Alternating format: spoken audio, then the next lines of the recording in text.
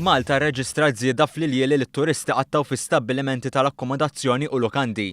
Dan meta Marzu ta' din is-sena jitqabbel mal-istess xahar tas-sena 2013. Minn statistika maħruġa mill-Eurostat jirriżulta li pajjiżna kien fost l-unika 8 pajjiżi li rreġistraw żieda.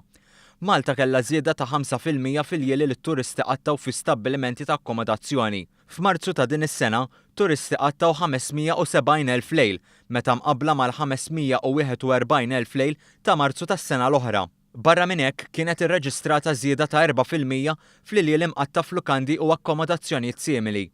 Dawn l-iljeli ammontaw għal 555,000 f'Marzu tal-2014, filwaqt li fl-istess xahar tas-sena l-oħra kien hemm 531,000 lejl. Dawn ir-riżultati jfissru li qed ikun hemm tkabbir kontinwu fuq snin li kienu diġà tajbin f'dan is-settur. L-istatistika tal-Eurostat issegwi r-rekords li kienu rreġistrati fit-turiżmu fix-xhur li għaddew, filwaqt li Awwissu ta' din is-sena mistenni jkun wieħed mill-aqwa xhur li qatt esperjenzat Malta.